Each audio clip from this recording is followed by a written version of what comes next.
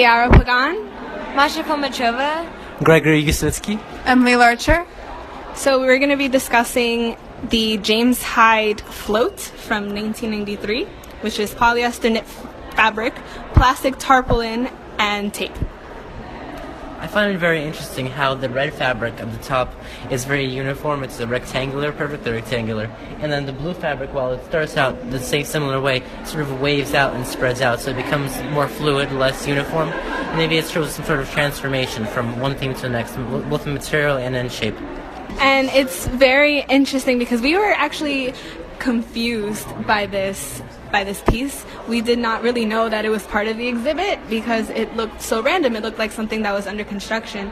But then upon, deeper consideration and thought, we sort of determined... Also seeing the label next to the painting. Seeing the label next to the painting definitely helped. They were like, oh wait, this is a piece in the museum. On the other hand, its unintentionalness is part of the reason why I find it so challenging. And in a potentially controversial opinion, it doesn't look like the artist put any mastery or any effort into making this work of art. With most works of art, it demonstrates some deep idea or some talent or some mastery of a painting technique whereas this, it seems so effortless that it almost makes me want to wonder whether I should put in the effort to try to extract meaning from it. Why is it here? What does it mean? What does it mean to us? What does it mean to the creator of this piece? This is something that I think maybe turns off average people who are living in the city, living the bohemian lifestyle, who might think of art as this, who might think of it as just not as great works of art that took generations to create, or a lifetime to create, or emotion and passion, but something that's it's harp and are sold off at insanely high prices that no one can understand by our collectors. And then we tried thinking about it in terms of what the colors mean, the fact that the blue sort of overwhelms the red. Even though the red is so vibrant, there's so much more blue, and it sort of overpowers it and overtakes it. So we tried to find some deeper meaning, maybe the sadness behind it is more than the anger, but honestly, I look at it and I don't see anything.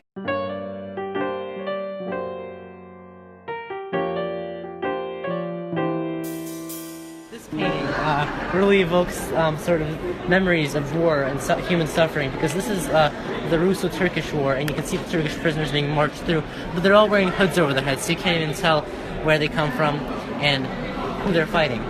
And sort of the way the snow is rising up, it's almost as if their souls are leaving their bodies, because the hides that so the way they're winding up, it's really a terrifying painting. You can sort of see they're suffering from the cold, obviously, because Russian cold is terrifying, and you can also see just the viciousness of the wind in the painting, but you can also know that they're suffering from war. And it's interesting that this painting was sold to collectors who were still suffering from the depths of the Civil War, so the suffering of humans in war was able to transcend from both Russia and the United States, so people from cold can suffer everywhere and people from war can suffer everywhere.